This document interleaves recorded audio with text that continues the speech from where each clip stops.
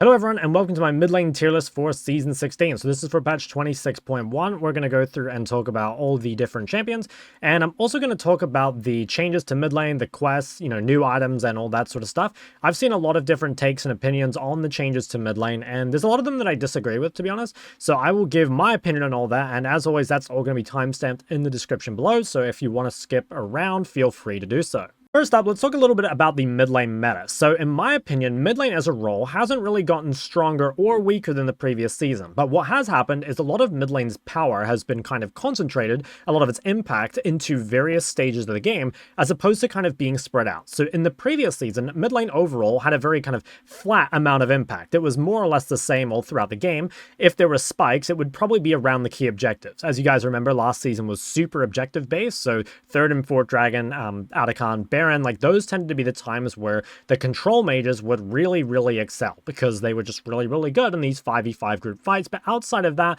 mid lane was relatively the same impact all throughout the game. Now in the new season, mid lane is weaker late game in comparison to the other roles, right? You've got top lane that now reaches level 20. Top laners were already really good late game, right? A lot of the bruisers are very strong, and you've got ADCs reaching 7 items, and even if they don't, they are reaching their kind of 6 items or whatever a little bit earlier. So mid lane doesn't really have anything to keep up with that. But what it does have is this incredible mid-game spike. So the mid lane quest is very powerful, but only for a short amount of time, right? Like I think that the mid lane quest, they make you really strong at around the 11-minute mark, and that probably carries you until maybe, let's say, 20 minutes. But after that, your impact is going to fall off relative to the other roles. Now, that definitely doesn't mean you're weak, and if you're playing some sort of scaling champion, obviously you're still going to be strong, but that is probably your strongest point of the game as a mid laner, is that round probably 1 to 2 item mark. You can really take over the game. And something you'll see on this list is there's a lot of champions that are really good at skirmishing or spike really hard on that 1 or 2 items that are very good at the moment. There's a few other things that I think are making a big difference, and I think they also kind of work together. So I want to talk about roaming, I want to talk about Homeguards, and I want to talk about the plate changes as well as the crystals that go with it.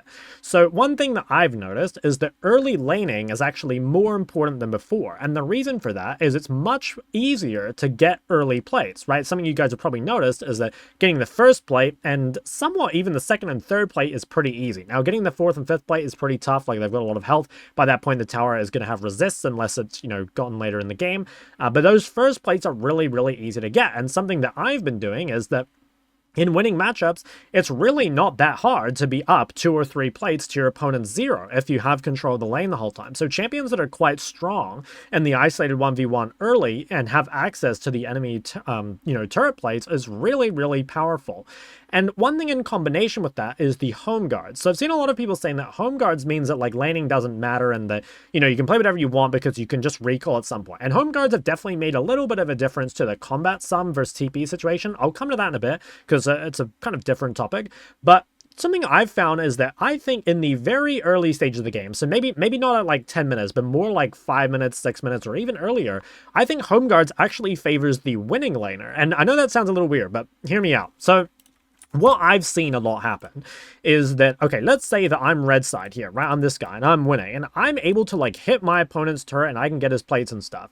So what would happen previously, or I guess what you might think would happen, not previously because the plates were a bit tankier, is that when this person bases, right, you shove an extra wave and then you base, now you actually, with the Homeguard buff, you have enough time to get back to lane before this guy can even get 1 hit on your turret. So I've had a lot of lanes where, despite my turret having a lot of crystals on it, I have a 2 or 3 plate lead and I can just keep abusing that. So yes, Homeguards are making it so you can't lose as much CS, you can't lose as much XP, but Homeguards also, for the winning person, make it so that you don't really have an opportunity to get 1 hit on this turret. And you might be thinking, okay, well the plates, the crystals build up so I can always get the plates later. And that is true, but if you're laning on first base with a 1 plate advantage, right, plus 120 gold, or, you're laning, say, a second base and you've gotten 3 plates or, maybe 2 more realistically, you're up almost an entire kill's worth of gold. And especially early game with the way some of the items work,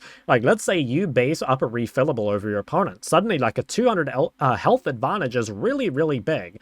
So I think people underestimate, how important early laning is because the ability to take enemy plates is so powerful, and the ability way also to deny access to your own plates, which is a really easy source of income for a lot of these champions. So I think that's very important. And then this is combined with the roaming changes. So as you guys probably know, you gain increased progress on your quest when you're in mid, which is basically like this area here. So like you can't really go in the river. If I just like draw some lines, once you go and touch the water here, I've kind of covered that up, but once you touch the river, you're actually not classed as in mid lane anymore. And so what happens is your quest doesn't progress as much. And so that really punishes, one, people that want to hide in fog, because if you want to hide in this bush, you know, after shoving in the wave, you're actually probably better off hugging, you know, hiding somewhere over here. And this makes a really big difference as well, because one little trick that you could use before is when the next wave comes, if you go to this bush, if this person doesn't shove, potentially you're getting a free roam. But if they do shove and you're in this bush, now their wave is in a bad spot and you can potentially kill them. So this is a pretty big nerf to like roaming champs and assassins, because you can't, you know, really hide in this bush anymore, and you're going to be fogging here instead. I definitely don't think roaming is dead by any means, but as you can see, that isolated 1v1 laning is still quite important. Anyway, what this basically all means is that champions that do have the ability to skirmish and spike on 1 or 2 items, but are also quite strong in the early laning phase, whether that's from kill threat or just having a lot of push or whatever, are going to be higher on our list. Next, I want to talk about the combat sum versus TP situation. So for a very, very long time now, I want to say maybe 6 or 7 years, mid has been locked in with flash TP. You pretty much haven't been able to take anything else. And there's a few reasons for that, but mainly it's because, one, you know, TP was pretty much required for the laning phase, but also it made a really big difference in the mid game. So the fact that it was the best sum early and the best sum in mid game kind of just meant it was the best sum. It was really rare that you could go anything else, and it was only specific champions, and most of them were like cheese champions. So in this season, the gap between TP and combat sum has definitely gotten, you know, quite a lot closer. And I would say that TP, while still being your default, should definitely not be something you're taking every single game anymore. So if you go and look at people's OBGGs, there's been a lot of experimentation with this. You'll still see a lot of people just running TP every game, which honestly is probably just because they're used to it. And it might still be the case that when you reach like really high MMRs or whatever, and you're playing against like guaranteed good opponents, maybe you will be forced into taking TP again. I'm not going to say this is like for sure the way to go, but I think it's definitely worth experimenting with. So there's a couple times to take combat sums. The first off is, or the first example is, if you can make sure that you're in a winning lane and you get prio, it's much less important to have TP. Because if you're trying to play side lane or whatever, right? Let's say you're this guy here. If you're worried about your team fighting mid and you can shove the wave all the way into here on the side, it's much easier to rotate mid, right? Through here, because you have control and it's just quite a short distance. If you're the one that loses the matchup though, and you're getting pushed in, normally TPing from here to here is fine. But if you're losing prio and you're scared, like let's say this guy's in your jungle somewhere and you have to walk all the way around and you have to walk all the way back, that's going to be really, really difficult. So it makes sense, but taking Ignite is quite good in matchups where you either have a lot of kill threat or in other, you know, for whatever reason, you have a lot of pressure over them. Like maybe you're just like a really strong trader and you can keep pushing them out of lane. You need prio. It's not the sort of thing you can have in a losing lane unless, again, you have so much kill threat that they just can't play the game. I think Ghost is kind of a greedy summoner. I do think Ghost is pretty good on the champions with like semi-global. So I think Ghost TF, Ghost Rise, Ghost Galio, I think that all has a lot of potential. You do need to be careful, I think, on Rise and Galio because those are weaker laning champs. So again, you probably can't do it every game. But I think those champs, if you can get away with Ghost, is very, very good. And clearly, you can run some Ghost on control mages as well. But you've got to be a little careful with this. Obviously, it's great into high-threat scenarios. But also in these high-threat scenarios, if you end up dying, you don't have TP to get back on the map, and depending on, like, you know, normally if you get chunked, you have time to recall and not lose too much, right, with Homeguards. You might lose a plate, which we talked about sucks, but you might not lose golden XP. If you die, though, you will definitely lose stuff. So you got to be pretty careful. I think it's just another, yeah, like, greedy situation. Make sure that your lane is either favorable enough to where you can get away with Ghost, or you think there's like not going to be that much interaction and you can go for the scaling. So if you're not sure, just go for TP, but don't be too afraid to experiment with combat sums. I'll maybe update you guys on this in a little bit, because it could also be the case that as the games, you know, as the matchmaking gets better, people get back in their, you know, normal elos and stuff, it becomes harder to take TP against other players equal skill. Sorry, harder to take combat sums against other players of equal skill. And then everyone goes back to TP. But at least for now, right, like people are having a lot of success on it. So I thought I would let you know. Another kind of bonus thing, not sum related, but really important, is actually the runes. So this season, Celerity is really, really, really good. And that's because it synergizes with Homeguards. So Homeguards are already incredibly strong. Celerity makes them even stronger. So I would recommend, if you're taking sorcery, to run Celerity on just about everyone right now. And you will see a lot of movement speed shard as well. This is better in skill shot matchups, although it's still okay versus like melees and stuff, because ultimately like move speed to kite them away, they get less autos and stuff, is still valuable. But Celerity is a must-have at the moment. If you guys aren't running Celerity, you're trolling. I'll talk really briefly about some of the new items, although for most mid laners, your build path has not changed. So Gunblade is pretty good on Akali and Katarina, but it doesn't really get play on any other mid laner. I think you can build it on Kayle, but most Kayles I've seen have moved to the top lane with the XP changes. There is also Actualizer. So Actualizer is a pretty weird item as well. It's the chapter mana item, and this is pretty good on mages late game. Like the percent damage amp obviously is much better when you have more damage and stuff like that, right? So it kind of feels like it's meant to be a 6th item for that reason. I have not had many games as a mage go to 6 items, so I just haven't bought it often. And it's a bit of a weird design because since it builds out of a lost chapter, you would think you would buy it early, but it's just not strong enough early to really be worth buying on most champions. That being said, it is getting some play on Rise, people buying it 3rd item a lot of the time. I've seen some people buying it after Roa Seraph, some people even skipping Roa. So there's maybe some potential there, but I'm not super sure about it. Dusk and Dawn is getting played on Ekko and Diana, but it feels like it's mostly in the jungle, and that's because the build path on it is pretty weak. And so like buying in mid lane is a lot harder than buying in the jungle, and that's where I've seen most Echoes and Dianas this patch, although it probably is still worth buying mid. There's a couple changes to the AD items as well. So for a few of the AD mid laners like Corki and Smolder and stuff, Essence Reaver is a lot better than before, at least in terms of damage output. But because Essence Reaver has no health in it the way that Triforce has, you've got to be kind of careful, you know, like playing Corki into a bad matchup or whatever. Now it kind of has to be more of a counter. And finally, for some of the AD assassins, you've got the changes to like Umbral Glaive and Bastion Breaker. I don't think these items are like OP by any means, but they can be good on certain champs. Like Umbral's quite good on Qiyana. You've got Bastion Breaker, who's really, really good on any AD assassin that gets ahead, provided that the side lane turrets is still standing. Because I've actually seen a lot of times people buy it and a lot of the turret plates or whatever are already gone. So I'm not going to go too much into items. If I need to talk about them more, I'll talk about it in each individual champion. I'm adding this in post-production because I lied and I actually have more to talk about that I forgot. So Horizon got nerfed in a pretty big way, which means Horizon isn't going to be your default build path for a lot of champions. So before, you would see builds like Blackfire Cosmic or Blackfire Horizon, Seraph Horizon, whatever. Now on, again, most champions, you don't want to go Horizon. Instead, your default builds, you can still go Blackfire Cosmic for the synergy. You can obviously go Crippler, you know, Seraph Crippler or whatever, if you want just the early pen. It is also worth noting, though, that with the games being shorter and that mid-game being, like, really, really explosive, especially with the Tier 3 boots, it is better than it was previously, at least, to go flat pen items. It doesn't mean you should be going them every game, but things like Shadow Flame and Storm Surge are much, much better than they were in the previous patch. And obviously, if you're going to do that, you probably want to go the Tier 3 Sorks with that as well, so you can just stack as much magic pen as possible. So, finally, with all the mid lane stuff out of the way, we can start talking about the champions themselves. And first up, we have Ahri. Now, honestly, there's not a whole lot to say about Ahri. This champion is really good in solo queue basically always, and this season is no exception. In fact, Ahri might even be a little better this season because of the increased emphasis on the early to mid game. Ahri is definitely not horrible late game, but she is not as good late game as some of the traditional control mages. And last patch, you know, with stuff like Atakan and Baron being at 25 minutes, the games often did go quite long, and so your impact in the later stage of the game could feel pretty bad, but I think most of the increased pace of the game really favor Ahri, so she's really, really happy with the game at the moment. And if you're ever looking for a champion to add to your pool because you're not sure what to pick in certain situations, or you're really struggling with a blind pick or something, Ahri is one of the best options because she's really forgiving. You know, you've got sustain, wave clear, and mobility in your kit, while also not being insanely hard, although she does have a high skill ceiling, so if you want to invest into her, you definitely can. Next, we have Akali, and Akali is probably the premier counterpick champion on this patch, so you're still going to be a little careful blinding Akali. Few reasons for that. One, her lane sustain isn't quite what it used to be. It's still pretty good, but with the D-Shield second wind nerfs, it's not as easy to play some of the bad matchups, especially things like LeBlanc.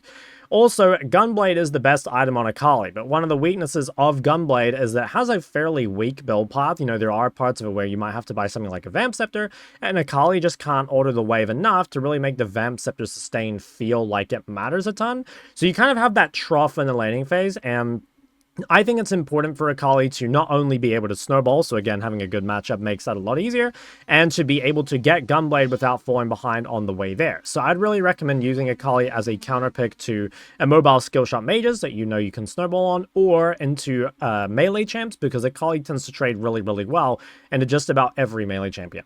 Akshan is a champion I have very mixed opinions on, and that's because he has definitely received some nerfs in terms of direct changes to him, as well as some of the changes to the roaming, which makes it more difficult to just run around the map randomly. That being said, he still gets bonus points for being one of the few blindable AD mid laners, which is pretty valuable, because like there are a lot of times where your team will go heavy on AP, and having a strong AD option there is pretty important. And he also benefits quite a lot from the pace of the game, right? Like the game being faster paced is kind of nice for Akshan. Even though he scales from a crit 80 carry point of view, there's a lot of games where he's just so strong early that he can take over the game completely. So I think I'll put him at a high A for now, but potentially I'd move him to a low A+. It kind of depends what other champs end up in here. Just know he's still very, very good in solo queue, and you definitely shouldn't be dooming on him, but he's not quite the absolute, 1v9 machine that he was previously. Ambessa is not a champion that you see mid lane very often, but the champion is still very, very strong in pretty much all roles, mid, top, and jungle. In mid lane, I think she's best used as a counter pick to melee champs or onto immobile mages that you can easily gank or trade onto. It's definitely a sort of thing that can struggle into some of the more mobile mid laners, especially ones with dashes or phase rush, but honestly, it can still be worth it just because the champion is so strong. So this is another AD option, which can be kind of nice. I still think her best role was probably jungle because that is the least punishable role, and then you just get to scale for free, but she is actually a pretty good mid laner as well. Anivia is a champion that really rose to power at the end of last split, so there's a couple reasons for that. One was the catalyst changes made it a lot harder to push Anivia out of lane, and two, the constant 5v5s in areas with choke points, particularly around Atacon and 3rd and 4th Dragon, were really, really good for her.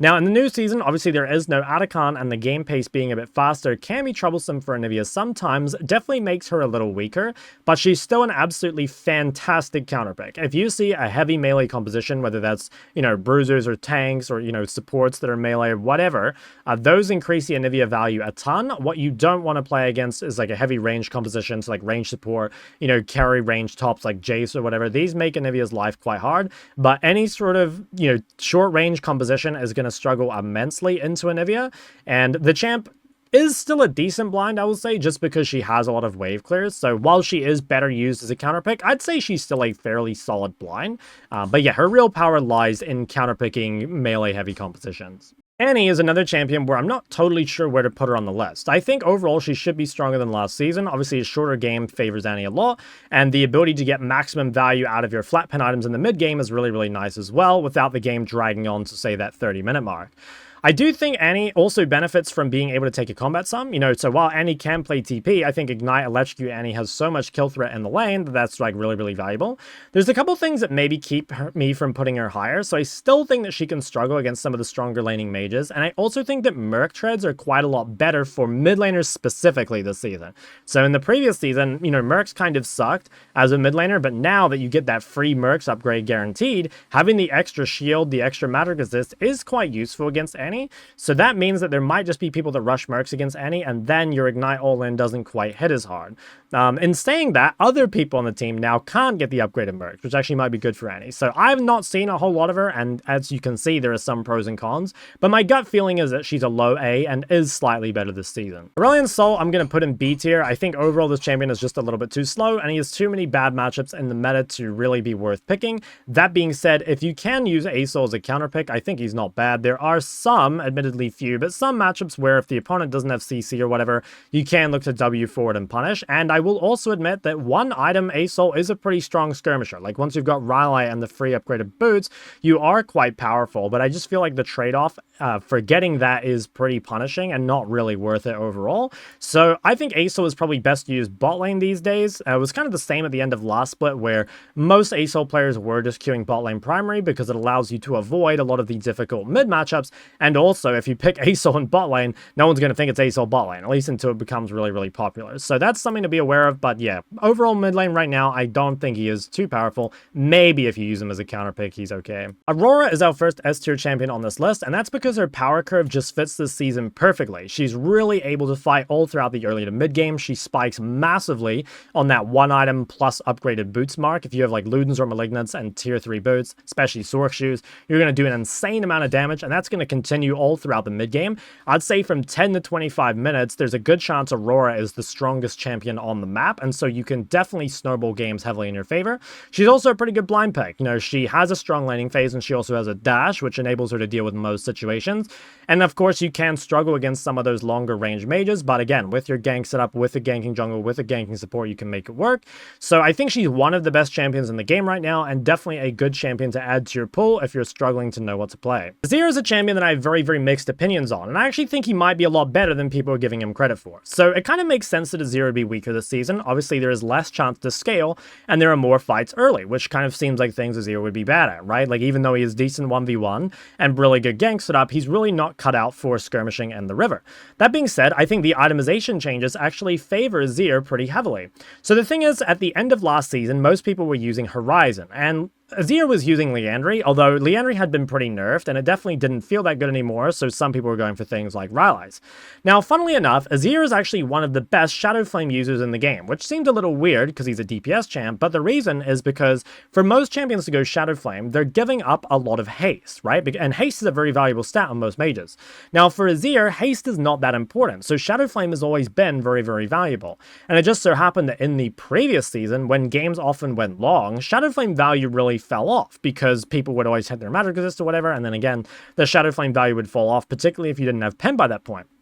Now, though, Azir coming into mid-game with Nashers and upgraded Sorks is very strong, and the ability to go Shadow Flame more often makes him a really, really strong champion all throughout the mid-game, and obviously he still scales reasonably well, although I haven't seen many games go long.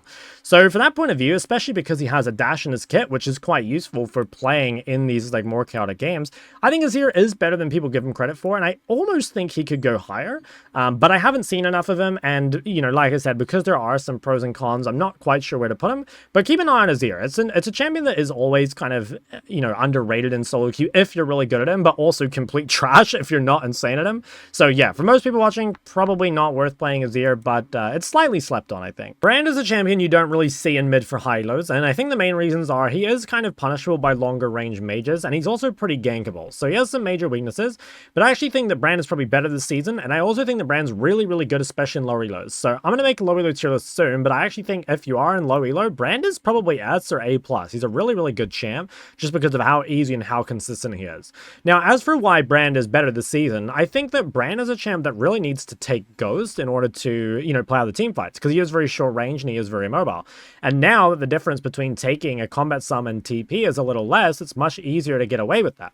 So I think Brand has some potential, but I still think his laning phase and early game, I guess, kind of holds him back in higher lows. And I've played a little bit of Brand before, and one really annoying thing I find is that the ult is really easy to cancel out, so people can Zonya it or spell shield it or just outrange it, you know, by flashing or whatever, and that lowers your value a lot. But again, those are unlikely to happen in low elos, so I'm going to put it B because overall I don't think it's that great of a champion, but I swear to God, in low elo, this is one of the elo printers, guys. You might want to take a look at it. So as you guys know, Cassio is my favorite champ of all time, and she got some changes to her passive coming into the new season. So for those of you that don't know, they changed Cassio's passive to where now you can buy boots again, and her new passive is that scaling with level, you gain increased movement speed from other movement speed sources. So that can be anything that gives you move speed, stuff like boots, but it can also be things like your Q that increases your movement speed. So all those are giving you movement speed, and at later levels, they give you even more. So you end up being very, very fast. And overall, this is a buff, and I think Cassio is a little better as a champion this season, but I do think there are a lot of bad mid matchups in the meta, so you really do need to use her as a counter pick mid. I think potentially that Cassio might just be better in bot or top. That was kind of already the case if you wanted to use Cassio as a one trick, but I think Cassio's best counterpick matchups were in mid. But I actually wonder if now you should just be playing her top or bot. So bot lane, obviously, you're going to gain the, you know, the ADC quest, which is very, very nice. And top lane, you're going to get the extra XP and potentially the third summoner. Like, you could take Ghost top and still have access to TP. So I kind of think she's going to be on the low end of A+. I think she's still a good counter, but you've really got to avoid a lot of these champs like, you know, Anivia, Syndra, Ori, etc. You can play Q-Max Blackfire into these, which is, you know, serviceable, but it's still going to be pretty hard. So yeah, I would say on the low end of A+ somewhere. Cho'Gath is another champion that you don't really see in high-low mid very often, but I think he has a lot of potential, especially in lower elos, so he's pretty forgiving, and then he's got sustain in his kit, and he's relatively straightforward to play, so there's nothing super difficult to pull off or no, you know, weird game plan in order to follow. I think that he potentially could be moved up to A tier. Like, he does have ganks up and he is a strong skirmisher and all that sort of stuff, but the main reason you don't see him more in higher elo is because at the moment there is so much movement speed. People are running Celerity, people are running movement speed shard, there's boots being run, phase rush, and so all these things are making it really hard for Cho'Gath to chase people, and against good players, really difficult to hit Q. So I kind of feel like he's not a very good champion in higher elos, but again, when I make my low elo tier list, you should expect to see Cho'Gath near the top, just because the ease of execution is so favorable for him. Next up, we have Corki. Now, Corki has benefited a lot from the Essence Reaver buff. So previously, Essence Reaver was not a Sheen item, and now it is, and that's really good with Corki, and that enables him to do the Essence Reaver IE build that makes him really strong. Now, the problem with this mid is that the Essence Reaver build path is very weak, and a lot of the matchups that you would be playing Corki into mid, you're going to really feel the lack of health, either up against some sort of, you know, poke or all-in mage, or obviously against an assassin, it's going to be even worse. So the thing with Corki is he really should be a bot laner right now, but if you can use him as a counterpick mid into something that can't really punish you, he's going to be very powerful. I just think he can't really be a blind pick, and yeah, I really do think he should be mostly counterpicked here, but if you're really struggling for AD mids to play, Corki's definitely decent. You've just got to find a way to manage that laning phase while being on the weak Essence Reaver components. Diana is secretly one of the most OP champions in the entire game, and she's also really easy to play, so she's quite easy to pick up if you guys want to add her to your pool. Now, she's also a flex pick, which is really nice. She's great in the jungle, so a lot of the time when you pick Diana early, they're going to think it's jungle, which is great. It's going to help you get a better matchup. As for the builds, that's where it's still a little undecided. So all the Diana jungles are going Dusk and Dawn because the item is really good, but it's kind of undecided whether or not it's the best build on mid, so I've still seen people playing Storm Surge or, you know, Rocket Bout, Lich Bane, etc. But the people that have been playing Dusk and Dawn mid, they've just been rushing it out and then going for Nashers and Riftmaker to give them even more tankiness and extended DPS, which really synergizes obviously with the Dusk and Dawn playstyle. So I think it's something that definitely has potential. I don't think the best build has really been figured out for mid, but either way, you know, even without it, it's still a really good champion, and I'd highly recommend adding it to your pool, especially if you want something with kind of pseudo mobility, because it runs phase rush and has a lot of build diversity for a lot of different scenarios. Our other Dusk and Dawn user is Ekko. So I've seen people building Dusk and Dawn Ekko mid. I think the bad build path is not the end of the world for Ekko, because you have a much easier time neutralizing than a champ like Diana. So you can easily just like go for the blasting one, make sure to Q waves, and you can just go towards that spike without losing too much to it. The other reason I think Ekko is a lot better is because access to side lane gold is much easier than before, and you're not pulled to group as often as you were previously. So before, in order to get like really good side lane gold, you'd have to take the entire tier 2 turret, which was pretty difficult. Now though, it's really easy to, if you have like one little bit of tempo, just get one hit on the turret and suddenly get a lot of gold, rinse, repeat, and you can get very rich. And without Adakon, you know, Ekko doesn't get forced to group at this big 5v5 that he's not really ready for, and can instead focus on, you know, pressuring the side lane, getting prio, moving throughout the jungle and that. So I think he's a lot better. I just don't think he's quite on the same power level of Diana in terms of stats. Like, he's just not quite as powerful a champion, simply put, but he's a really good counter pick, and there's a lot of champions that just can't deal with Ekko. Like, if they don't have the CC or whatever, you can literally just run rings around them. He has so much move speed. Fizz 2 is a champion that benefited a lot from the season changes, so the overall chaotic nature and just super fast gameplay suits Fizz a lot because he's always down to fight. The Homeguard changes in particular are really good because he wants to take Ignite if you can, and now that's a lot easier. You don't have to take TP, which is super nice.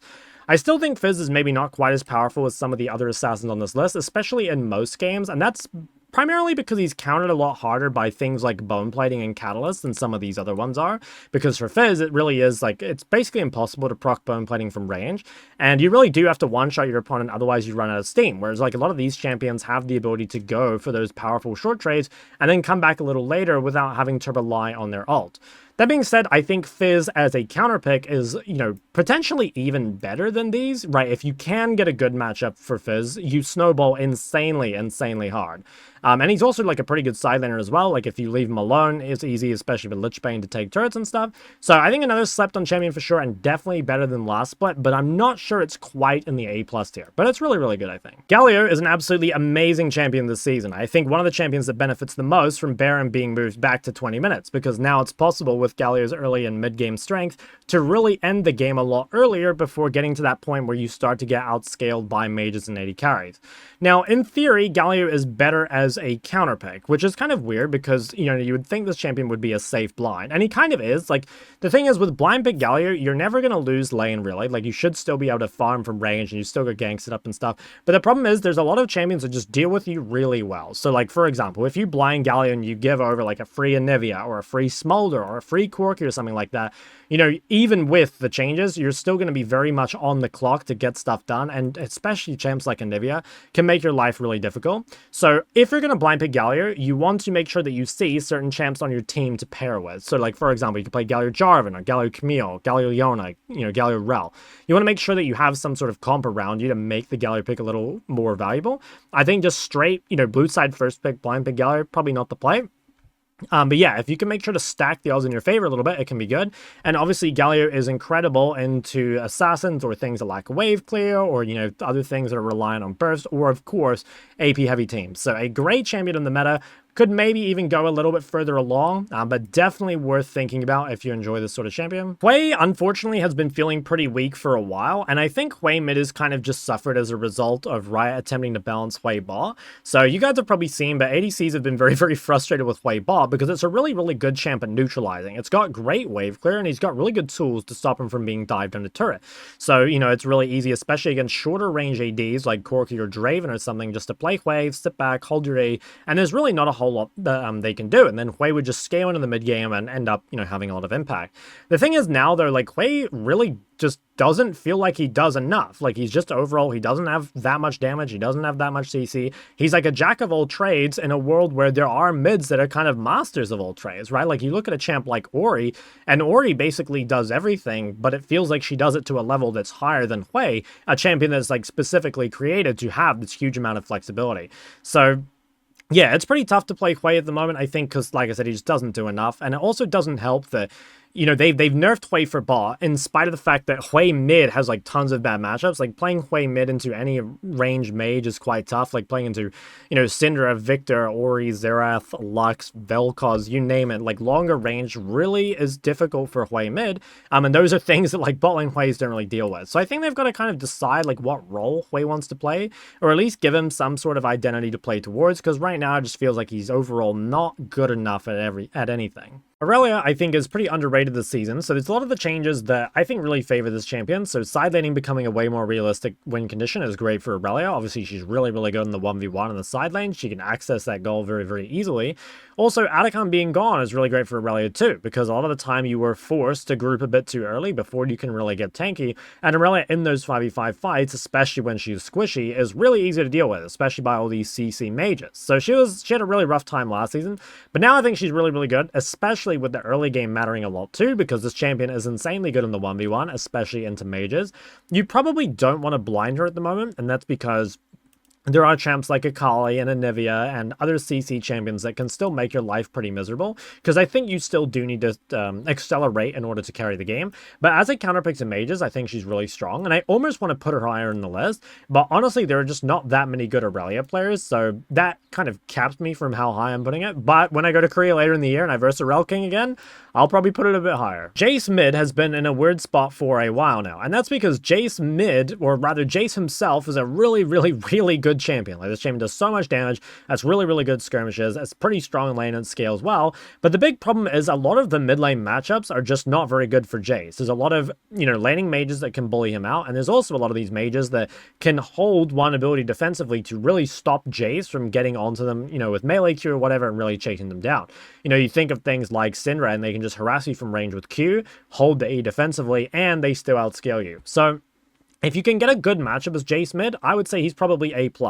Obviously, the lethality build is very, very strong at the moment, and especially with all the early game fights, that's really, really good. But I think if you're going to play him all the time, he probably is somewhere more in the A tier. I'm not quite sure where, because I do think he's pretty good. I almost feel like he should be on this end. But I would really recommend using him as a counter pick, or at the very least, try and make sure that some of the OP champs are gone. Like, look to ban Sin or something before picking it, and then as long as you get a decent matchup, you should be okay. Kassadin, I'm really not sure where to put on this list, so part of me thinks that Kassadin should be complete trash, and my main reasoning for that is that he's really weak early. Obviously, he can't skirmish pre-6, you're going to lose 1 or maybe even 2 plates pre-6, which really, really sucks. Like, that's a lot of gold given over. On the other hand, you know, Kassadin is actually pretty good post-6 in these, you know, very scrappy games. Like, he's got lots of mobility, which is really, really good. If you play some sort of aggressive setup, something like First Strike or Electrocute, particularly if you take Ignite as well, you can definitely get some random kills and then suddenly completely take over the game. So I think if you're going to be, obviously, like, one-tricking or blind-picking Kassadin, it makes sense that he's going to be pretty weak. But I could see a world where, especially in lower elos, or even in high elos, if you're getting good matchups, I could see a world where Kassadin, like, really takes over and ends up carrying games. So just be careful picking him. I think he has potential. You've just got to make sure that you don't just completely lose the game in the first 5 minutes. In the chaos of solo queue, I think Katarina should sneak her way into A+ at the moment. So this champion obviously uses Gunblade, which is a really, really strong item at the moment. And just with how many fights and skirmishes there are, like, that's super, super good for Katarina. And the fact that the game can be ended a lot earlier is also really important, because there's games that would get dragged out and then give the opportunity for the enemy team to group up as 5 and really, like, deathball, make Katarina's life difficult, was especially annoying. But I think now this champ is going to be an absolute solo queue terror. I think still be a little careful. Obviously, there are some bad matchups, but just kind of the coin flip nature of Katarina, you can make it work. The one downside, I guess, for this champion is it's a little harder to just, like, run up and down the river like you could before, because, you know, like, you're not getting as much progression on your mid quest, and so the enemy mid's going to hit, like, 2 or 3 boots before you, and also some of those earlier plates are quite easy to take. So you maybe have to be a little more careful with how you choose your roams, which I think, funnily enough, probably makes Katarina weaker in low reloads than before, because most low reload Katarinas really did just run around the map. But I think in high lows, where the Katarinas chose their moments a bit more carefully, she should be a little stronger. Now, for Kayle, this is a champion I could be totally wrong on. I almost want to put her in C tier. So there's some changes, big changes actually, that have happened to Kayle. So she received nerfs directly, and that was mainly because she was overperforming in top lane, because top lane Kayle was using the top lane quest to just, you know, reach those level spikes earlier and being like 3 or 4 levels up on the rest of the map and just running around killing everything. So it does seem like top lane Kayle is currently the way to go. Now, with mid lane Kayle, the changes to make the game, you know, move a bit quicker. Kayle doesn't have as much time now to, like, let the game stall out and reach her spikes and stuff, because you will be forced into more of these fights, and Baron being on the map earlier means that if you do fall behind, there's less of a chance for you to crawl back in the game and, you know, end up scaling and winning.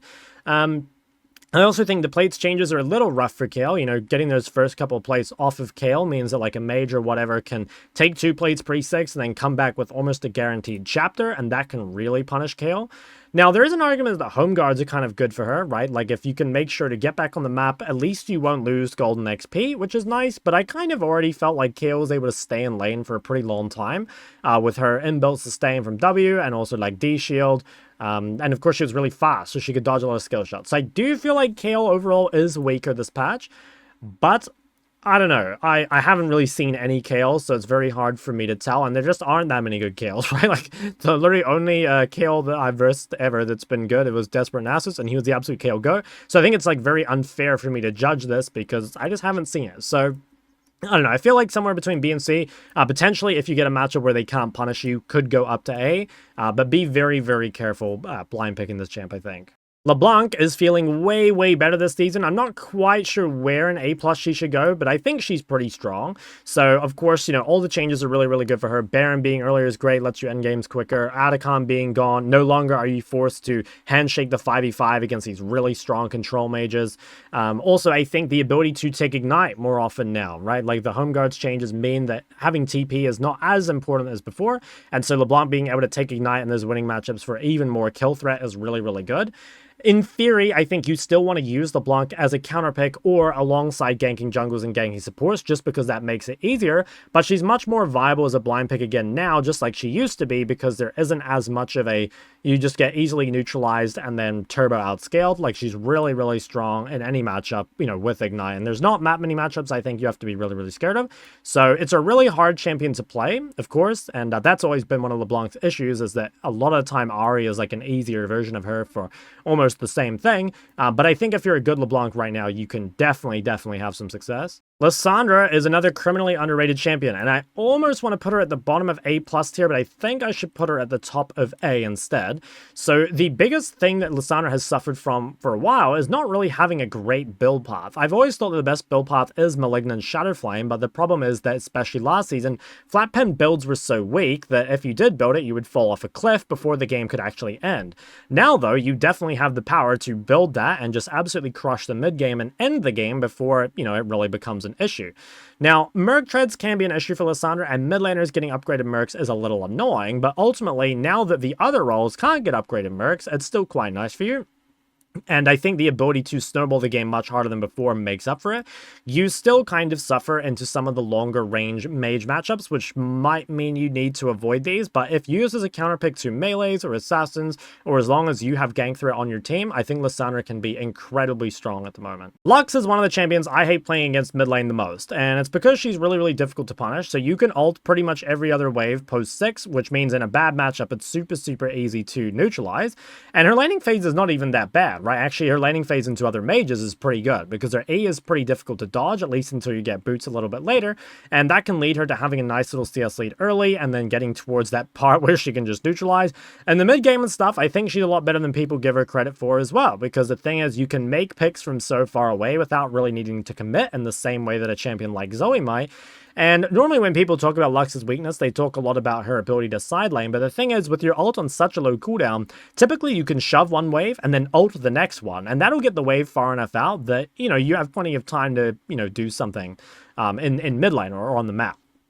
I think the really only major weakness of Lux is that she is immobile, and so into certain comps, like, she can suffer, especially if you're getting ganked a lot early by, like, a Pyke or something. But I think this is, like, really, really good blind pick, and it's also insanely good against compositions that are low on threat. And honestly, I just think she's OP. Like, she's extremely OP in bot lane. I think she's pretty solid in mid lane, and she's really, really easy to play. Malzahar. Now, in ultra high elos, Malzahar kind of sucks, and the reason is that when you're playing against very good players, Malzahar's laning phase is very, very weak, especially pre-chapter, and people can take advantage of that and push back your chapter timing so much that the amount of scaling that you get from Malzahar isn't really worth it, especially when there are some other champions that have both stronger lanes and better skirmishing that can scale comparatively alongside Malzahar.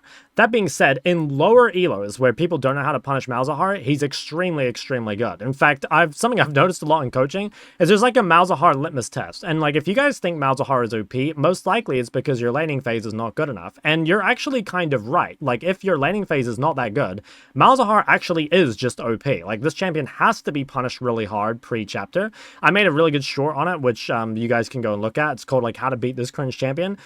Basically, it's a lot about forcing trades and really putting him behind. So when I do my low elo tier list, I'll make sure to put him high up because I think he's very, very strong, scales for free, you know, does a lot of damage. But like I said, in higher elos, I think you just get punished in lane far too much, and the scaling that comes from him isn't really good enough to make up for that. Next up, we have Mel, and for me, Mel is very, very similar to Hwei. It just feels like she doesn't quite have as much consistency as other champs, and given her inconsistency, she doesn't do enough damage to make up for it. So I think Mel's spells are very easy to dodge. Like, the Q, it's easy to hit, you know, one proc, obviously, but hitting all the missiles on people that are running Celerity and MS Shard and rushing boots and everything is quite difficult. And same with the E. It feels like it kind of needs to be a follow-up to other CC, which I think is one of the reasons why it's quite a lot better bot than mid, because you have that reliable CC on hand every time. But I feel like in mid, it just really doesn't have like a huge strength. There are better laners, there are better scaling champs, there are better, you know, skirmishes, you name it. It's not a bad champion, and I think you can still use her as a counter pick into certain things, like Mel into Lux, for example, is really good. You can play stuff like Mel into Ahri and Zoe, which I think is like, honestly, it's more of a skill matchup than super one-sided, but it is an option if you really enjoy playing Mel. Overall, though, I think that the other control mages are far stronger. Morgana is kind of the more high-low viable version of Malzahar, so she does very similar things, like she scales well in terms of damage, and she has a neutralizing laning phase, but just overall, she doesn't bring as much to the table as other mids. I think this is a really good champion if you're ever off-rolled mid, so I don't know, if you're jungler or support or ADC or something watching this video, I think definitely think about off-rolling Morgana, because it is fairly difficult to punish, but at the same time, it almost doesn't need to be punished, because a lot of these strong meta mids can just, you know, get prior and outscale and out-teamfight and stuff anyway, but a 2-item Morgana does do quite a bit of damage, and honestly, if you can make sure to hit the Morgana binding on the right champion, it is really, really annoying to deal with. You can easily chunk someone to half HP before the fight starts, or obviously if you have other follow-up, they can easily die. Naafiri is another very underrated mid laner, and I almost again want to put her in A+ tier. So the thing is that Naafiri abuses a lot of the really strong items at the moment. Bruiser items are currently very, very overtuned, and she can make use of them. So you can build stuff like Death Dance and Maw and Shojin and all that sort of stuff. Obviously, Eclipse is very, very strong as well. The biggest downside of Naafiri is that her laning phase against some of the really strong laning mages can be pretty tough. So even though you can out-skirmish things like Ori or whatever, it can be pretty difficult to lane against these things even with D-Shield. And one of the reasons that is because, like, unlike a champ like Zed that can farm from range, even though Naafiri can farm from range, it costs mana, which is a little annoying. I think if Naafiri were an energy champion, she'd be a lot stronger. In saying that, though, I still think she is really good, and if you guys are struggling to pick an AD champion right now, Naafiri is probably the go-to, because she's the only AD mid that's, like, reasonably pickable that isn't too difficult. You know, like, there are some better blinds and some better picks overall, but a lot of them require a lot of investment or very unique playstyles, and I think Naafiri is a champion that just about everyone can play after a little bit of investment, and it's a really nice addition to any champion pool. Neeko got phased out of mid previously for two major reasons. One is that they nerfed her laning power quite a lot, which was mostly targeted at support, but obviously impacted mid quite a lot. In saying that, she's still a pretty good laner. Like, I'd say she's on the upper echelon of mid laners, but the thing that was coupled with that is that Neeko doesn't scale that well into the late game, and that was because of her reliance on flat pin builds. So in the previous season, where games would guarantee go long, Neeko definitely fell off and would be outperformed by other control mages. Now, though, I think Neeko is a lot better. I think that the ability to build flat pen and, you know, really snowball the game through that is much more realistic, and that's obviously very, very good for Neeko. One little kind of meme thing that I've noticed is that, you know, now on the waves later in the game, they're missing one extra melee creep, and so I think you might be able to trick people a little easier by being that third melee creep that they're used to as Neeko.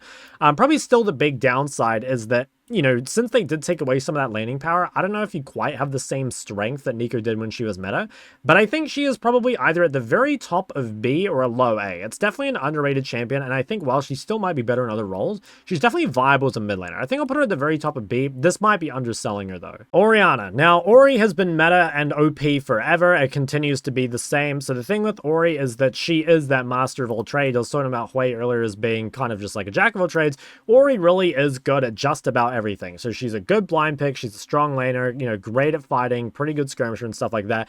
Really, the biggest weakness of Ori is playing into heavy engage, you know, something like Jarvan Leona. But even this, you can somewhat deal with, right? Like, the haste boots are quite nice for getting lower some cooldown. Obviously, you can go Cosmic inside of that and flash more often. She's really, really good with a lot of the meta champs. She's really great with crit ADs, which happen to be very good. She's also very good with bruisers that, again, are very, very good. So Ori's an insanely good champion. Now, Ori is sort of difficult to play. Like, if you're lower elos, you're probably not really going to feel the strength of Ori that much, and you're better off playing one of the easier mages, something like a Swain or something, or even something a little more forgiving like Ahri potentially. But in higher elos especially, Orianna is extremely strong, and if you're not sure what to pick, you can pretty much always pick Ori. Qiyana is definitely better in the jungle, but I still think she's a very good mid laner, and obviously they both benefit from the flex pick potential. So Qiyana, I think, is really, really happy about shorter games. Homeguards are great for her, you know, being able to consistently take Ignite, and also just being able to get back on the map quicker is really, really useful for not losing anything. Kill threat is extremely high in all these random skirmishes and stuff, and, you know, once again, bonus points for being one of the few few viable AD mid laners, which is very important because there is quite a lot of AP in the meta, and especially when you get things like Mage's bot on your team, it can be difficult to find an AD mid to play alongside them, but Qiyana is definitely one of those, and if you happen to be really, really good at Qiyana, I think now absolutely is a great time to climb on her. Now for Ryze, and I think this one is a really, really difficult one to rate. So Ryze should be a lot better this season. The removal of Atacon and the, increased prevalence of side laning is really, really good for Ryze. Ryze is not that great of a team fighter, mostly because he's so short range and he has to root himself while casting. So what you have to do is make sure that you have some sort of strong side lane advantage in order to kind of make up for the fact that you're going to be slightly weaker in fights. So you're going to have to use that to have a golden XP lead, or you're going to have to push in the side lane and then have some sort of numbers advantage. Now that you're not forced to group so often, it's definitely much better for him, and I have seen some people running Actualizer as a third item, which obviously has quite a good synergy with Ryze. There's also the fact that Ryze, being one of the champions with a semi-global ultimate, can much more consistently run combat summoners. So I've seen a lot of people running Ghost on Ryze, and that's really useful because that actually makes his kind of weak team fighting quite a bit better.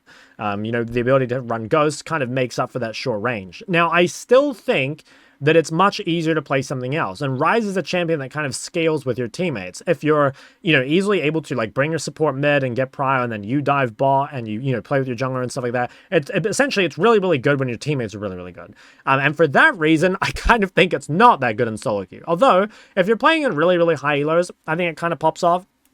But I still think for most of you, it would be much easier to play something that's a little more self-sufficient in terms of its impact and not as reliant on its team. That's not to say that you can't solo carry the game as Ryze, but it's like your champ doesn't become OP unless your unless your teammates around you really know what they're doing.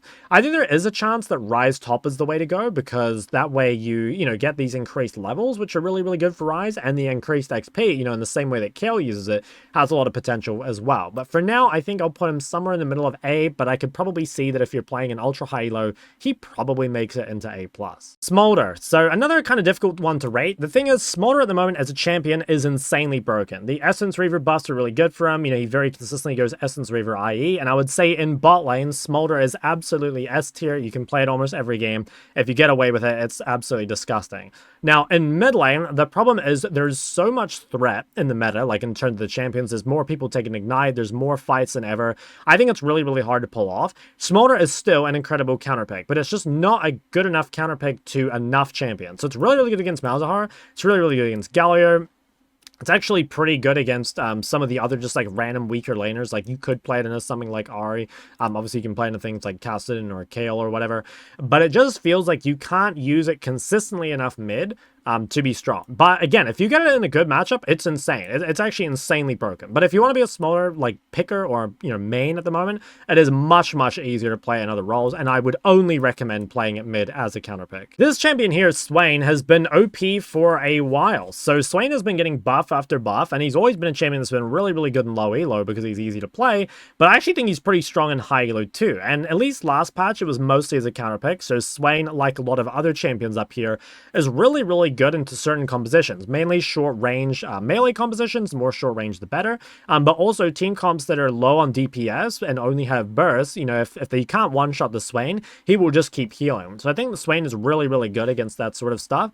I think one of the big buffs to Swain this patch, though, is that the ability to take a combat sum mid lane more consistently is really important. So previously, you pretty much had to run TP on Swain mid, every time, because otherwise you just get blasted and lane too hard. And that was one reason why Swain bot was so much better. It's because I don't know how many of you guys are playing in Swain bot, but one of the most annoying things was Swain hitting an E on you at level 6, just immediately ghosting and ulting, and you just get run down by him. And now that that's more possible in mid, I think makes him much stronger. And also it reduces your reliance on phase rush. So another kind of issue that you'd sometimes have on Swain is that if you didn't take Ghost, you'd have to take Phase Rush, but if you take Phase Rush, you're either lacking Ahri for lane, or you're lacking Conqueror for the team fights. So I think now it's much more consistent to get away with one of these greedier runes and either have a much stronger lane or have a much stronger team fight for it.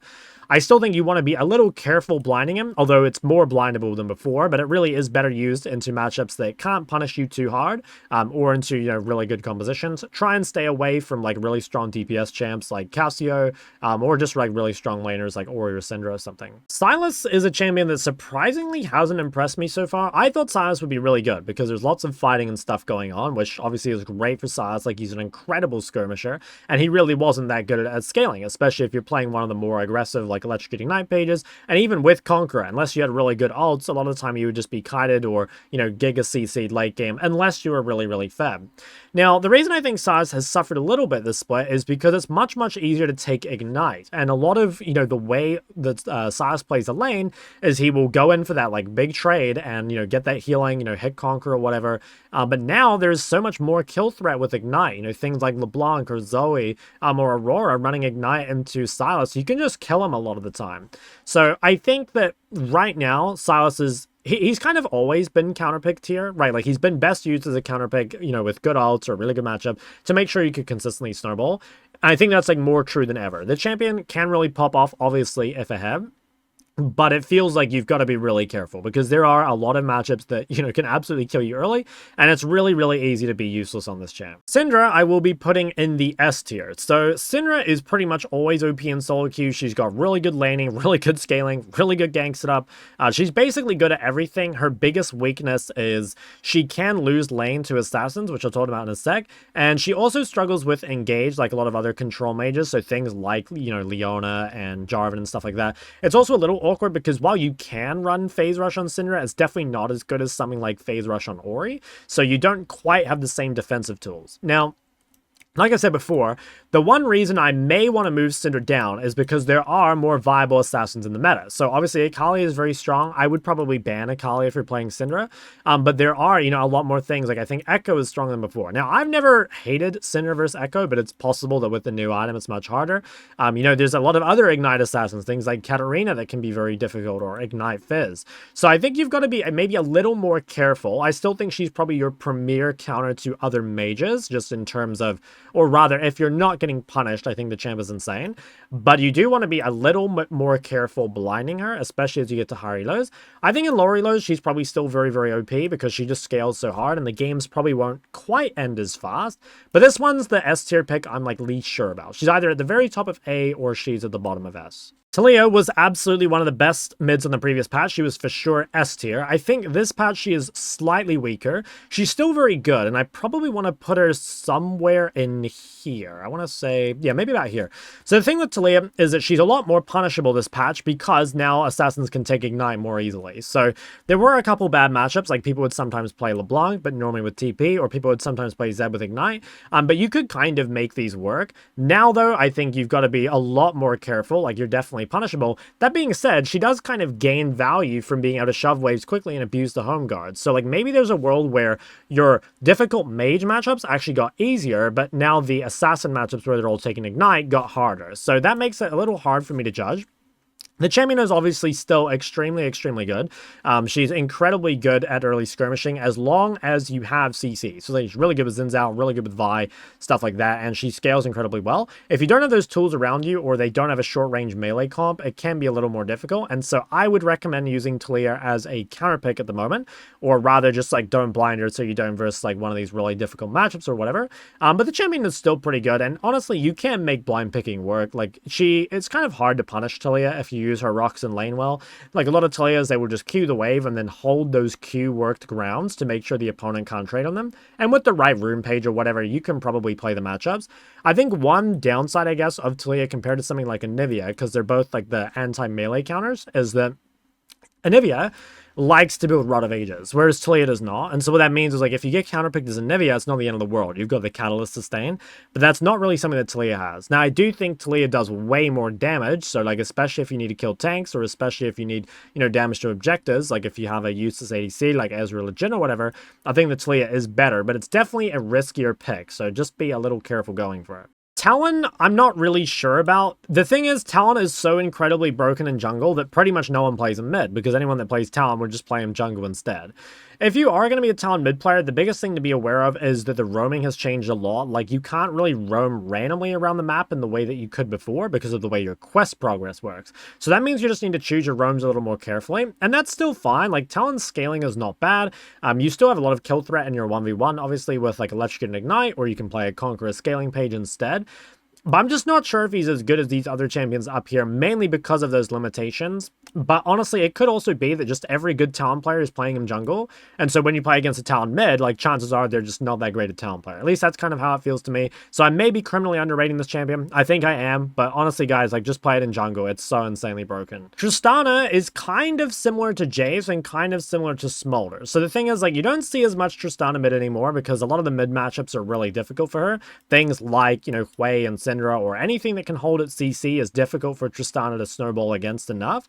That being said, crit 80 carries are much, much stronger at the moment, and Tristana is no exception. This champion is really, really good, but again, it kind of feels like it's just better in bot lane. Like, that way you don't have to deal with some of these harder matchups, and you get the bot lane quest, which feels like it's better.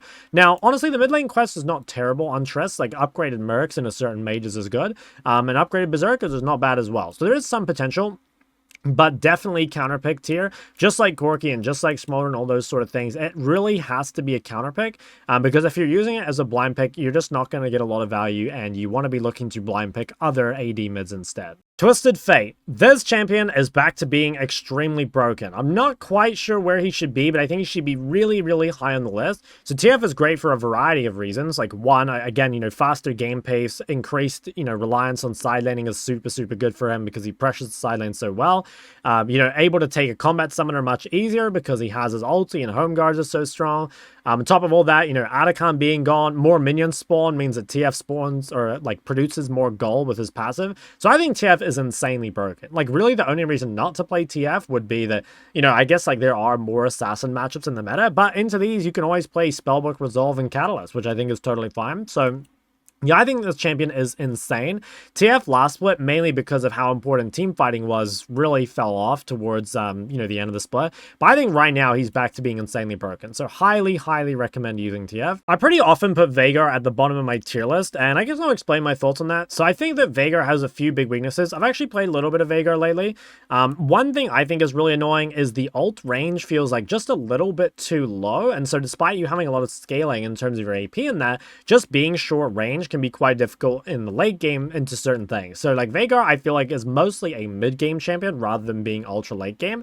And the problem is that like while Veigar is good into these short range compositions, especially in the mid game, there's other really powerful champions that do that already. You know, things like Anivia or Talia or Swain or Cassiopeia. Like there's much, much better options.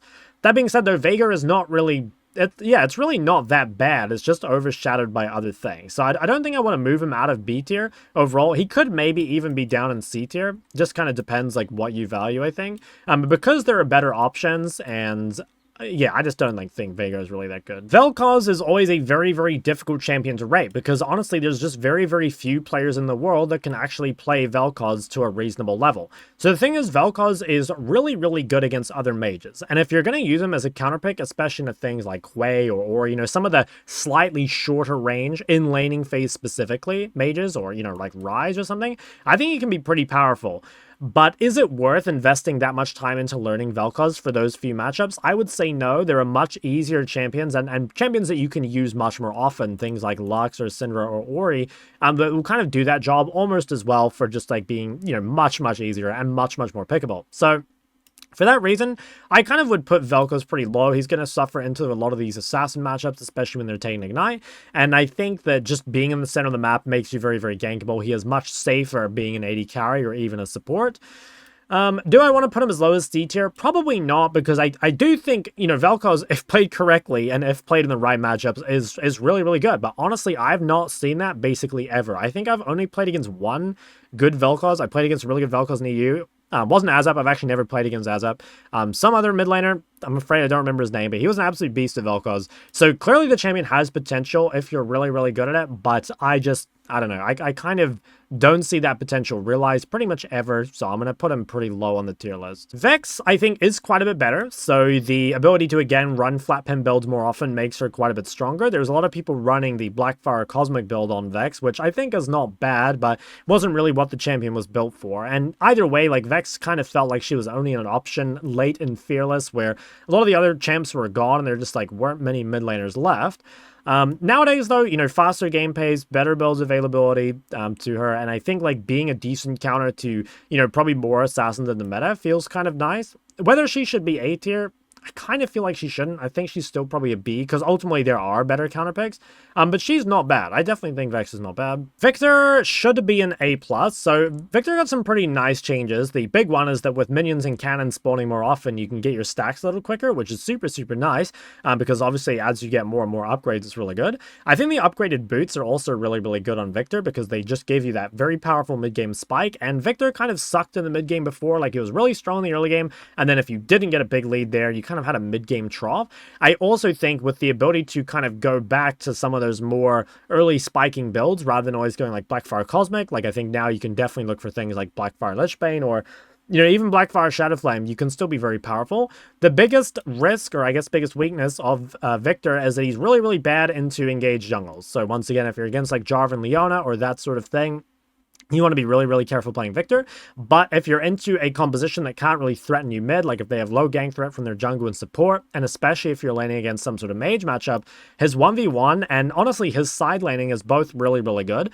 I think there's an argument for, if you get a really good side laning matchup, just to play Lichbane and then use that movement speed and of course the Lichbane proc to take all that side lane gold, and you can accelerate yourself insanely, insanely well. So somewhere in A+, I'm not really sure where, definitely has some weaknesses, mostly the lack of mobility and not being a great skirmisher early, but since you can get into those fights a little earlier with the increased stacks and stuff, and because like the early 1v1 matters a little bit more, you can take 2 plays very early, you can accelerate yourself into being useful quite a bit quicker. Vladimir. So Vladimir is kind of a hard champ for me to rate, because I've yet to see a single mid Vlad in my games or in anyone else's games, and I suspect that's because most Vlad players are probably playing top lane right now. I think the top lane quest is much better for Vlad. Like, the increased XP is really good, the ability to take double combat sums and still get a TP is also really, really good for Vlad. But even in saying that, I think he should be better mid lane than last split. So it is much easier to run double combat sums mid than it was last split, right? Because of the Homeguards, which is nice. And having double combat sums, being able to take like Flash Ghost or whatever, is really nice. Previously on Vlad, especially in hard matchups, you'd have to go Ghost TP and you drop your Flash, which feels really bad. Or you'd have to go for Phase Rush instead of something like, Ahri or Electrocute, things that could make your early game and your laning a lot stronger. So I feel like Vlad should be better because of that. I also think the build pass could be better. Now, Horizon did go, or at least is like not really usable on Vlad anymore. But you can go Storm Surge, obviously, and I think that is like more powerful this split than it was previously, again, because the games are a bit quicker. So yeah, honestly, not super sure on this one. He's probably like a low A or a high B. I want to say low A, just because he does have a lot of potential to take over games, but I think he'll still suffer in higher elos against some of the stronger laning opponents. Xerath, I don't think is that good mid. I think he goes somewhere in the B tier with all these other champs. The thing is, like, Xerath, like a lot of other champions on this list, is good against other mages, at least in theory, but the strongest laning mages can still beat them, and they're a better counter to mages, right? Like, if you wanted to play something like Xerath and Ori, I still think the Ori can win if she plays, in fact, I think it's Ori favored at a high level, but even then, it's like you would be looking towards things like Victor or Syndra that are just much stronger and much more consistent champs before them. I still think the champion is overall not bad, and he's really, really fun to play, but I just don't think he quite hits hard enough in order to compete with some of the stronger mages. And if you're looking for artillery, I think something like Lux has the ability to create plays much more often and neutralize bad matchups much more often. So I don't think it's super worth playing Xerath, which is a shame because the champion is super, super fun, but very inconsistent, especially in this super high movement speed meta. Yasuo, I think, is much, much better than before, but I'm still not sure if he makes it super high on the tier list. So the thing is, a lot of good changes. I think tier 3 boots are great for Yasuo. Ability to actually take combat summon is really good. Not having to go to Atacon, super early, especially before you had shield bow, is really good. And of course, like the side lane being, more impactful is great for Yasuo. So there's a lot of really, really good things. But it still feels like there's so much CC in the meta, particularly with like, melee supports, that it can be really, really difficult to play Yasuo into lots of compositions. And the problem is that Yasuo is so difficult that chances are, if you can play Yasuo, you're a Yasuo one-trick or something. Whereas I feel like Yasuo is almost meant to be used as a counterpick champion or like a niche situation. Obviously it's really, really good with things like Diana. It's really good things like Rel. That makes it very, very powerful. But it feels difficult to just pick every now and then. I probably will put him at low A, but I still think it's probably more trouble than it's worth. But admittedly, it is much more rewarding for the effort you put in than it was in the previous season. Yone is kind of similar to Yasuo. Like, obviously, he benefits from a lot of the same things. So just to recap, in case you didn't watch the Yasuo one, Atacon being gone is really good. Obviously, you're not forced to group too early before you have, like, shield bow and before you're a bit tankier. I don't think you can take a combat summon Yone mid. I think you still need to take TP just because you're a little weaker early, but obviously the increased silencing and stuff is really good. The one thing that I think impacts Yone a little bit is that as a slightly weaker laner, especially early, you can be vulnerable to things that run Ignite, and so potentially, matchups before, like, Yone versus LeBlanc that were really on a knife's edge, but kind of required the jungler to tip them over, to really make it unplayable, I think now could be much more dangerous with LeBlanc running Ignite. So that kind of feels like that might cap Yone a bit, although admittedly you're probably going to use Yone as a counter pick, so maybe you won't run into that. Yeah, I think as a counter pick he's really good. I think as a counter pick he probably makes it into A+, definitely one of the better AD mids on the patch. But I feel like if you're blinding him, it's definitely not going to go too well. I don't know. I think I'll put him around about here. But yeah, if you're using him as a counter pick, he should be A+. Zed, I think, is the most blindable AD mid. He can farm from range, which, most AD mids can't, and he can do it very consistently because it just, uses energy instead of mana, which is very, very powerful. I think the Zed combat sum situation, I'm not super sure about because it's definitely easier for Zed to run combat sum, which is great, but it's also easier for your opponent to run combat sum, which could mean, like things like barrier or exhaust, making your life a little more difficult. That being said, even if you don't snowball the laning phase though, you've still got a lot of side laning threat, which is great, and I think that the game moving away from that really concentrated 5v5 on Atakon is really, really good for Zed. So overall, he should be a lot better than before. I do think there are some bad matchups in the meta, as per usual, but because he is able to farm from range, they're pretty neutralizable. But I think if you really wanted to get ultra value out of Zed, you probably are using him as a counter pick. Ziggs, kind of a weird champ, honestly. I think he should be at the very top of B or maybe a low A. I think the main thing is Ziggs is much, much better in ball. The matchups are a lot easier. Like most mage matchups, mid can be kind of difficult for Ziggs, and a lot of the assassin ones can be as well. That being said, into weaker laning mages or into kind of like shorter range laning mages, Ziggs is actually pretty good against them. And because you can snowball so quickly, with the plates and stuff, you actually can get a lot of goals. That makes me want to put him at the very bottom of A. Yeah, I don't know. It's kind of hard to say. I still think he is much, much better in ball, especially if you're going for him as a blind pick, but potentially mid. I mean, yeah, he's really not bad. I think I'll put him at the very top of B, but this champ is slightly underrated for sure. I think it's a pretty annoying champ to lane against. He is able to neutralize at least somewhat the bad matchups because of his low cooldown on Q, but he has some pretty big weaknesses as well, and he's really not good at skirmishing, which is particularly more punishing for mid Ziggs than it is for bot Ziggs. Zilean in low elo, I think, is really, really good, but in high elo is kind of trash, and the main reason is because of his laning phase. If Zilean spawned in at 10 minutes, he would be pretty broken because he's super, super good in the mid-game fights, but the problem is that getting there is a real struggle, and most of the time in high elo, if you wanted to play something that, looked to buff bruisers and AD carries or whatever, you would just pick Ori instead because she can get there much more consistently. She has a much stronger laning phase and much better early skirmishing. Now, like I said, in lower elos, if you're not getting punished for the lane and you're just getting to 10 minutes for free as Zilean, I think this champion is really, really good. But it's just, especially in modern day League of Legends, where a lot of the lane bullies also scale extremely well, it's very, very hard to pull off. So that makes me want to put him like pretty low on the tier list, like maybe down here.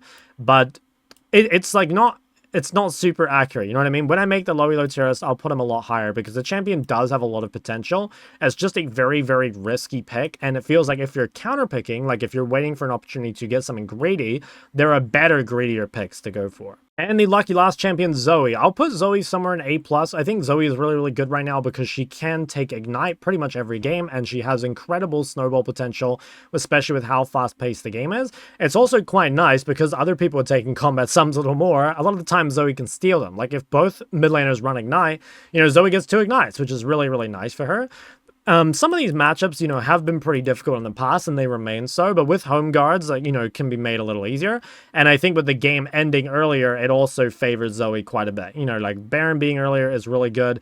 No big 5v5 Atakon fight is also really good, because Zoe kind of struggled in Impact in a super grouped fight compared to an Ori or a Syndra or a Talia or something. So yeah, I think Zoe is really, really good. She's basically always good in solo queue, but she's even better now. So that's basically it for all the champs. I might quickly move some things around just because I think there's some things that are a little too high. I wouldn't worry too much about left to right, but I will move some of them. Like, I think Ahri is probably like a bit too high here. I'll probably move her down a bit. I think Anivia might be a little too high as well. Move that there. Is there anything I'm going to move in the A tier? I can probably move Victor a little higher. Maybe like, I don't know, something like that. Anything in A tier that's like really out of place, like maybe some of these should come across a bit. I almost want to put those like there. Yeah, something like that. I think those are all fine. Yeah, I don't know. I could move some things around in B tier as well. Like, yeah. I don't know. I'm not going to worry too much about these tiers because ultimately, like, I think in B tier, it's just kind of going to depend, like, how you pick it and stuff like that. There are a few champs I haven't included on this list that I will quickly talk about. So there's a new healing build with Echoes of Helia mid that some people have been playing, and that has a lot of potential. I've seen some people using it on Ori, but it has potential for things like Seraphine mid, potentially like Karma mid even, could run it.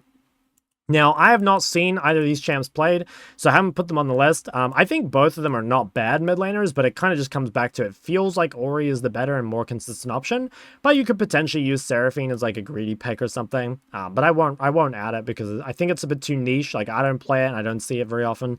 There's a lot of other good mid lane counters, obviously, you know, like Zahen into melees, Tryndamere into anything that doesn't have CC or Phase Rush, you know, like Rumble in the melees. There's like a billion things you can play mid. Like, just about everything is viable mid as a counter pick, guys. But the problem is that chances are there's a better pick in that situation anyway, and there might be a better blind, or these champions might not be blindable at all. So I think that's going to be it for this video. If you guys have any other questions or anything, just come ask me on my stream and I'll be happy to answer. Most likely this will change quite a bit next patch because obviously it just hasn't been very long.